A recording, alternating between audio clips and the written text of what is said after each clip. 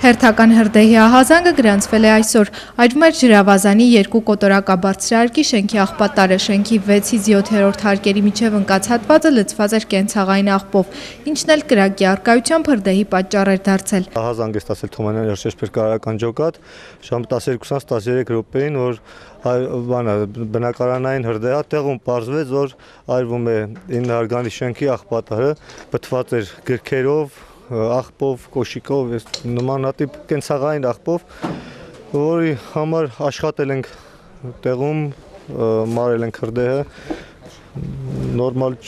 հրդեհաշիժում աշխատանքներ է կատարվել։ Հրդեհը կարճ ժամանակում հնարավոր եղավ մարել, սակայն շենքի բնակիչների անփույթ ու ոչ խելամիտ գործողությունը կարող էր ավարտվել դժբախտ դեպքով։ Կամը թա շենքում ապրող, որ ջուրը աղբել լցնեն, անփթություն այլել էլի երևի, անշնորհք մարդ է այլել, խցանում արելու։ Թումանյանի հրշեջ-փրկարարական ջոկատի հրամանատարի ժամանակավոր պաշտոնակատարի խոսքով բնակիչների իրազեկության բարձրացման խնդիր կա։ Հրդեհների պատճառը հիմնականում հրդեհային անվտանգության կանոնների խախտման հետևանք է։ Մինչ հրշեջ-փրկարարները հրդեհներ են մարում, Լոռու մարզային հրդեհային տեխնիկական անվտանգության տեսչության մասնագետները ուսումնասիրություններ են կատարում համար 6 մանկապարտեզի հրդեհի պատճառները պարզելու նպատակով։ Ալավերդու քաղաքապետարանի քաղաքաշինության և հողօգտագործման բաժնում էլ հրդեհի պատճառած վնասի չափն է ճշտվում։ Առայժմ վերականգնվելու է գործող մասնաշենքի տանիքի վնասված մասը, մանկապարտեզի 3-րդ մասնաշենքի տանիքի վերականգնմանը վերաբերվող հաշվարկները ևս ընթացքի մեջ են։ Ինչ հաշվարկներ լինի, խոսքը գնալու է միլիոնավոր դրամների մասին եւ շատ ցավալի, որ մենք բավականին լուրջ եւ ցավալուն խնդիրներ ունենալով գործող ենթակառույցների, մանկապարտեզների, դպրոցների, բնակելի շենքերի տանիքները նորոգելու, տվյալ դեպքում ստիպված ենք լինելու ծախս կատարել մի մասնաշենքի վրա, որը չի օգտագործվում եւ տեսանելի ապագայում